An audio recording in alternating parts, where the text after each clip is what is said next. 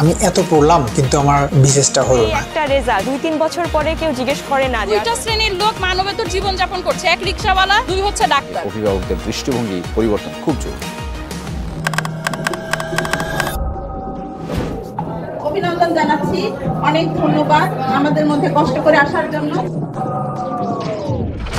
Education trap, শিক্ষার ফাঁদ,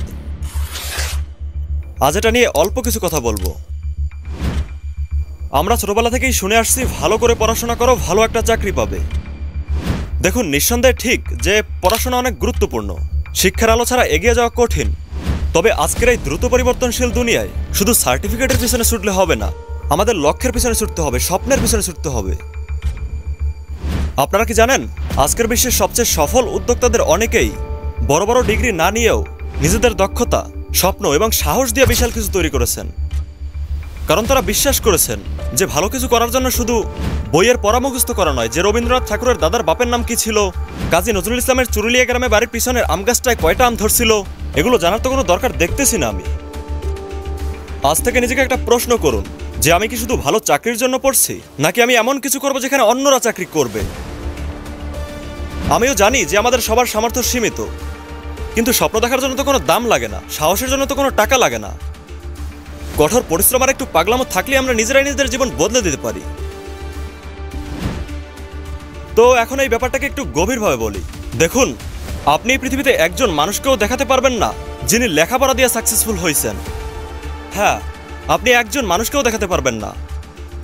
একবার বিল গেটস একটা কথা বলছিল যে আমি পরীক্ষায় ফেল করেছিলাম আর আমার বন্ধুরা সবাই পাস করেছিল, আর আজকে আমার সেই বন্ধুগুলো আমার কোম্পানিতে আমার জন্য কাজ করে। তাই মনে রাখবেন, আপনার আমার স্কুল কলেজের সার্টিফিকেট নির্ধারণ করবে না যে আমি জীবনে কতটা সফল হব। তাই ফেল করলে কখনো আমি নিরাশ হই না, আর যাদের ছেলে পেলে এ প্লাস পেয়েছে তারা অত বেশি গর্ব করেন না। মিজানুর রহমান আজহারি হুজুর একটা কথা বলছিলেন যে আমাদের দেশে একটা টেন্ডেন্সি আছে, পরীক্ষা এ প্লাস না পাইলে বলে কি করলি তুই, পাশের বাড়ির পোলা এ প্লাস পাইছে, তুই কি ওর পা ধোয়া পানি খা। আরে ডেডি, আরে চাচা, ওরে আল্লাহ এ প্লাস পাওয়ার জন্য বানাইছে, আর আপনার ছেলেরও এ প্লাস গুলোরে নিয়ন্ত্রণ করার জন্য বানাইছে।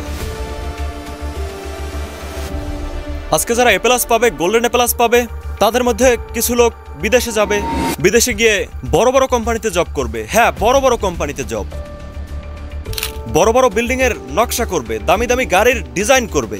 আর এগুলো কিনবে কারা জানেন?